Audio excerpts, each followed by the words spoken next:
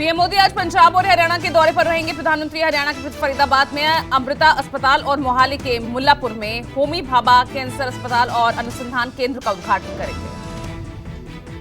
मोहाली में cancer hospital और research centre का लाभ पंजाब सहित हिमाचल, हरियाणा, जम्मू कश्मीर, राजस्थान, उत्तराखंड और यूपी के मरीजों को भी मिलेगा। भाभा कैंसर अस्पताल की नींव पूर्व पीएम मनमोहन सिंह ने 2013 में रखी थी। पीएम मोदी के पंजाब दौरे के मद्देनजर सुरक्षा के चाक चौबंद इंतजाम किए गए हैं। प्रधानमंत्री के दौरे को देखते हुए मोहाली जिला प्रशासन ने मुल्लापुर को नो फ्लाई जोन घोषित कर दिया है। राज्य में आतंकी हमले की आशंका को लेकर पहले से अलर्ट जारी है। पीएम मोदी के पिछले दौरे के दौरान फिरोजपुर के हुसैनीवाला में किसान विरोध की वजह से प्रधानमंत्री का काफिला 22 मिनट तक फंसा रहा था। प्रधानमंत्री नरेंद्र मोदी 25 अगस्त को राष्ट्रीय श्रम सम्मेलन में सभी राज्यों और केंद्र शासित प्रदेशों के श्रम मंत्रियों को संबोधित करेंगे।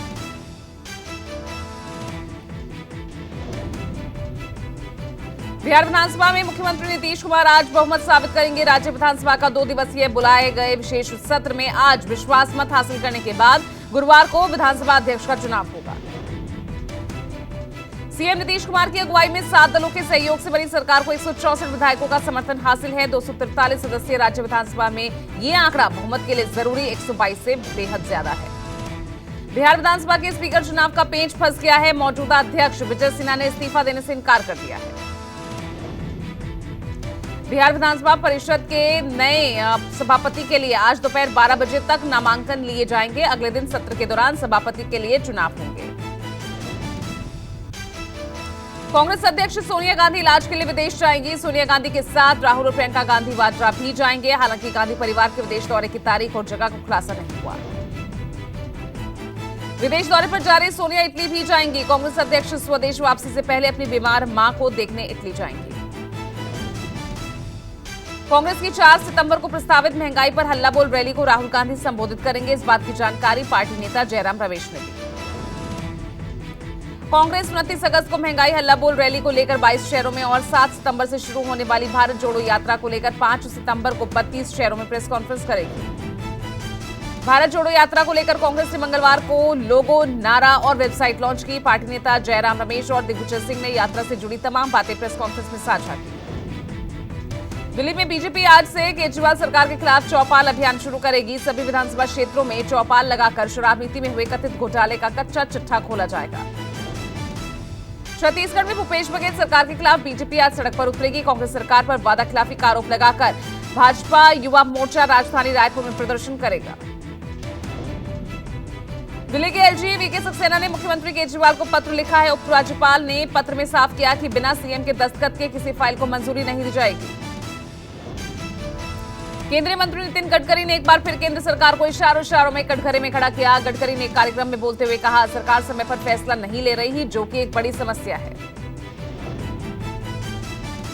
दिल्ली आबकारी नीति कथित घोटाले में मनीष सिसोदिया के खिलाफ केस दर्ज किए जाने की खबरों का प्रवर्तन निदेशालय ने खंडन किया है। ईडी के वरिष्ठ अधिकारियों ने कहा कि दिल्ली डिप्टी सीएम के खिलाफ अभी कोई केस दर्ज नहीं किया गया। दिल्ली के डिप्टी सीएम मनीष सिसोदिया के पैतृक गांव शाहफागौता जांच टीम पहुंची है। मंगलवार की दोपहर 4-5 गाड़ियों में पहुंचे अधिकारियों ने सिसोदिया की पैतृक संपत्तियों की जानकारी जुटाई। आबकारी नीति पर चल रही जांच के बीच आम आदमी पार्टी का बीजेपी पर एक और आरोप। सौरभ भारद्वाज ने प्रेस कॉन्फ्रेंस कर कहा, आप विधायकों को तोड़ने के लिए 5 करोड़ का ऑफर दिया जा रहा। कहा गया कि आप भारतीय जनता पार्टी में आ जाइए, आपको मुख्यमंत्री का उम्मीदवार बनाएंगे, आम आदमी पार्टी की सरकार गिरानी है। कुल मिला के operation lotus, Bharatiya Janata party का ऑपरेशन लोटस दिल्ली के अंदर दूसरी बार हमने। आम आदमी पार्टी के आरोपों पर मनोज तिवारी का पलटवार। मनोज तिवारी ने ट्वीट कर कहा, राजनीति के लिए और कितना गिरेंगे अरविंद केजरीवाल जी।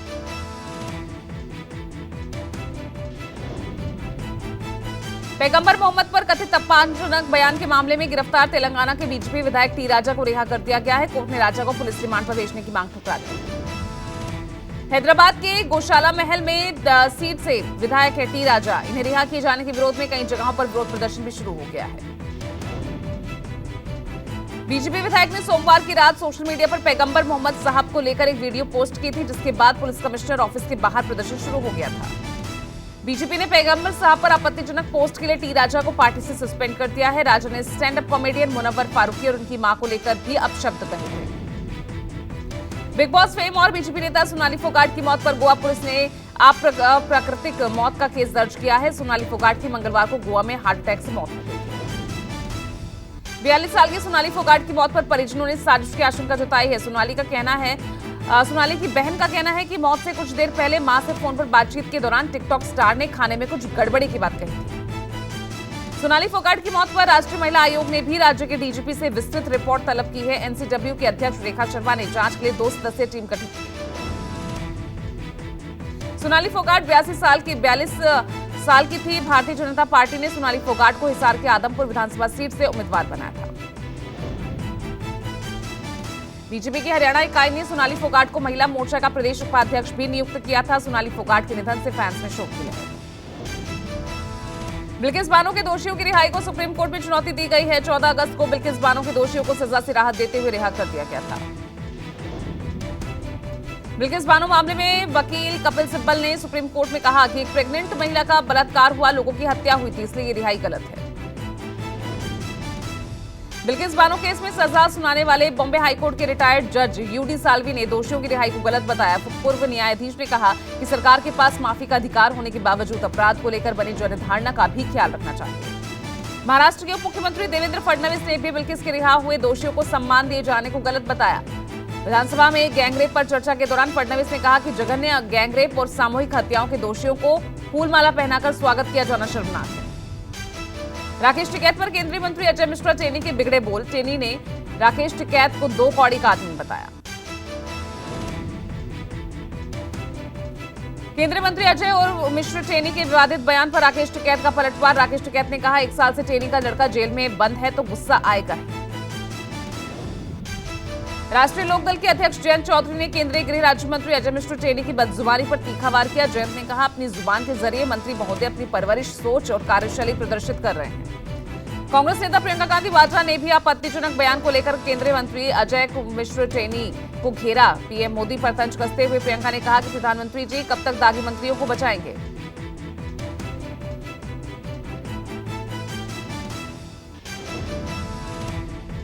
सुप्रीम कोर्ट में रेवड़ी योजना पर आज भी सुनवाई होगी। मंगलवार को कोर्ट ने साफ किया कि चुनावी फायदों के लिए किए जाने वाले मुफ्त की घोषणाओं पर इस प्रथा पर रोक लगनी चाहिए। उच्चतम न्यायालय ने फ्रीबीज पर रोक लगाने संबंधी याचिका पर सुनवाई करते हुए हलफनामा न देने के लिए चुनाव आयोग को भी फटकार लगाई। शिवसेना के उद्धव ठाकरे बनाम एकनाथ शिंदे विवाद से जुड़े मामलों पर अब 5 जजों की संविधान पीठ सुनवाई करेगी। सीजेआई जस्टिस एनवी रमन्ना की अध्यक्षता वाली 3 सदस्यीय बेंच ने मंगलवार को यह फैसला सुनाया। संविधान पीठ 25 अगस्त को सबसे पहले इस मुद्दे पर सुनवाई करेगा कि शिवसेना के चुनाव चिन्ह को लेकर चुनाव आयोग अपनी कार्रवाई जारी रखेगा या नहीं।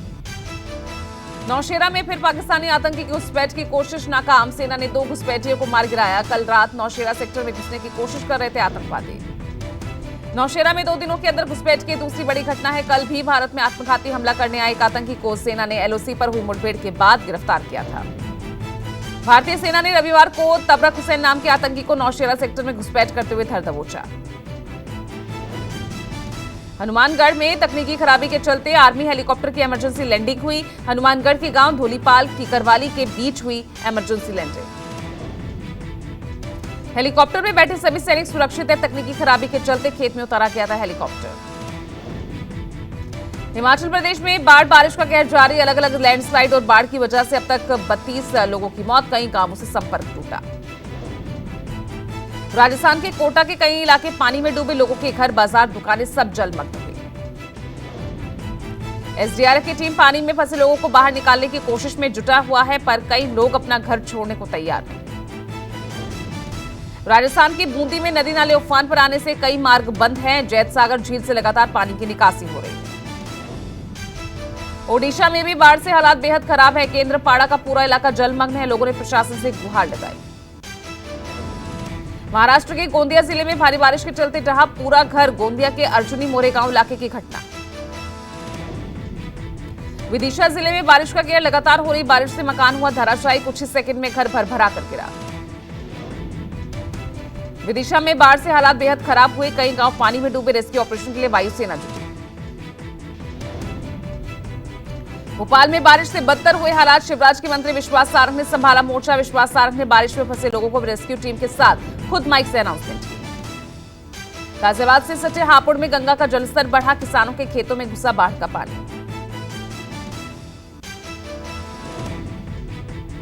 गढ़मुक्तेश्वर में 10 गांवों में बाढ़ का खतरा मंडराया। बाढ़ग्रस्त गांवों में लगातार निगरानी की जा रही है। देश के कई हिस्सों में लगातार हो रही बारिश से उत्तर प्रदेश की कई नदियां उफान पर। संगम नगरी प्रयागराज में गंगा और यमुना दोनों नदियों में अचानक पानी आ जाने से पूरा का पूरा प्रयागराज का निचला इलाका जलमग्न हो गया। लगातार बढ़ते जलस्तर के चलते प्रयागराज जिले के 10 से ज्यादा गांवों का संपर्क शहर से टूट गया है। देश में पिछले 24 घंटों में कोरोना के 8,586 नए मामले सामने आए। वहीं सक्रिय मामलों की संख्या 1 लाख के नीचे बनी हुई है। देश में आंकड़ों के अनुसार 96,506 एक्टिव केस हैं। पिछले 24 घंटों में देश में 48 लोगों की कोविड से जान गई। दिल्ली में पिछले 24 घंटों में 959 लोग पॉजिटिव पाए गए हैं। 9 लोगों की कोरोना से मौत भी हुई है। यूपी में आज कोरोना के 561 नए मामले सामने आए, जबकि एक दिन पहले ही 389 लोग संक्रमित भी हुए थे। कोरोना और मंकीपॉक्स के बाद टोमेटो फ्लू ने देश में चिंता बढ़ाई। देश में 80 से ज्यादा बच्चे इस फ्लू से हुए संक्रमित। एशिया कप से पहले भारतीय टीम के head coach Rahul Dravid corona positive हुए। दुबई में खेला जाना है एशिया कप। 28 अगस्त को भारत पाकिस्तान का मुकाबला। अमिताभ बच्चन एक बार फिर कोरोना पॉजिटिव हो गए हैं। बिग बी ने अपने संपर्क में आए सभी लोगों से कोविड टेस्ट कराने की अपील की। नागर विमानन महानिदेशालय ने सभी एयरलाइंस को कोविड प्रोटोकॉल के कड़े निर्देश दिए हैं। सभी एयरलाइन से साफ कह दिया, सभी पैसेंजर सफर के दौरान अनिवार्य रूप से फेस मास्क पहनेंगे। पटना में बदमाशों के हौसले बुलंद। हथियारबंद बदमाशों ने दीघा इलाके के सीमेंट व्यवसायी पर ताबड़तोड़ फायरिंग की। गोलीबारी की पूरी घटना सीसीटीवी में कैद हुई है। पुलिस ने मामला दर्ज कर आरोपियों की तलाश शुरू कर दी है। गाजियाबाद के मेरठ एक्सप्रेस वे के पास मिला 13 साल के बच्चे का शव। हत्या के आरोप में बच्चे के दोस्त को पुलिस ने गिरफ्तार किया। पुलिस के मुताबिक बच्चे की गला दबाकर हत्या की गई। पूछताछ के दौरान आरोपी ने अपना जुर्म कबूल कर लिया।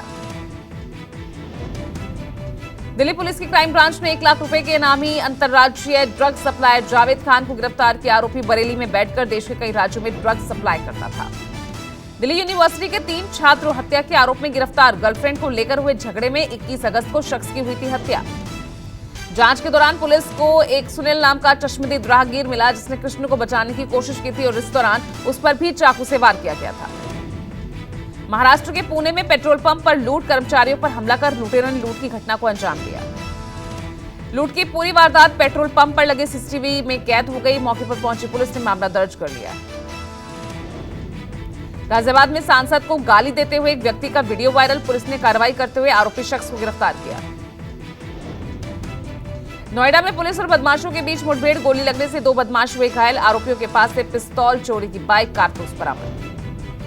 ग्रेटर नोएडा के अंसल मॉल में चल रहे अवैध कबाड़ का पर्दाफाश। 25 युवक युवतियों को पुलिस ने हिरासत में लिया। छापेमारी के दौरान बियर की भरी बोतलें और खाली बोतलें भी बरामद हुई हैं। मॉल में अवैध तरीके से शराब का सेवन कराया जा रहा था।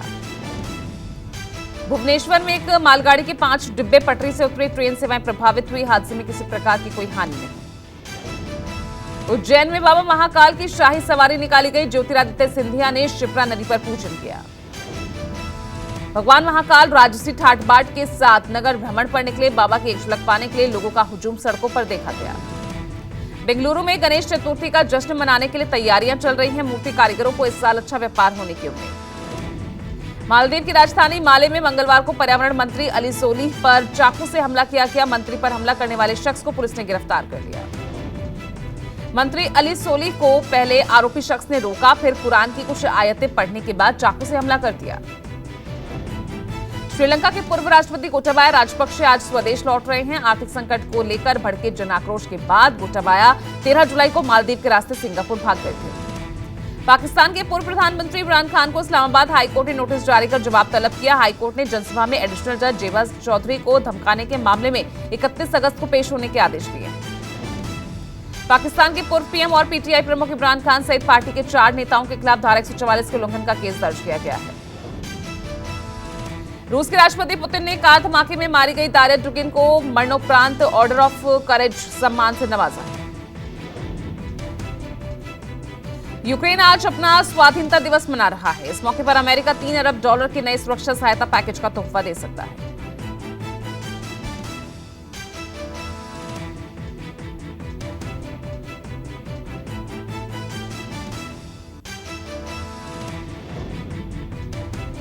अमेरिका में पुलिस ने अश्वेत शख्स की बेरहमी से पिटाई की। अरकानसस स्थित कॉनफोर्ड काउंटी में 3 पुलिसकर्मियों ने शख्स की गर्दन दबाकर लात मुंह से बरसाई। पूरी घटना का वीडियो सोशल मीडिया पर वायरल हुआ, जिसके बाद तीनों पुलिस अधिकारियों को सस्पेंड कर दिया गया। फिनलैंड की पीएम सना मारिन का ड्रग्स टेस्ट नेगेटिव आया है। पार्टी वीडियो वायरल होने के बाद मारिन पर आरोप लगे थे। इराक के बगदाद में मुस्लिमों के पवित्र शहर करबला में बड़ा हादसा। भूस्खलन से गिरी मस्जिद, हादसे में 7 की मौत, कई घायल। अमेरिका के टेक्सास में भारी बारिश से मची तबाही। सड़कों पर भरा पानी, कई गाड़ियां पानी में डूबी नजर आई। एक्ट्रेस सोनम कपूर के बेबी बॉय की तस्वीर सामने आई। बहन रिया कपूर ने शेयर। नमस्कार, मैं हूं मानक गुप्ता। अगर आपको हमारा ये वीडियो पसंद आया हो तो इसे लाइक और शेयर जरूर करें, और हां, हमें सब्सक्राइब और फॉलो करना ना भूलें, ताकि आप देश और दुनिया की कोई खबर मिस ना करें। तो जुड़े रहिए हमारे साथ और देखते रहिए न्यूज़ 24।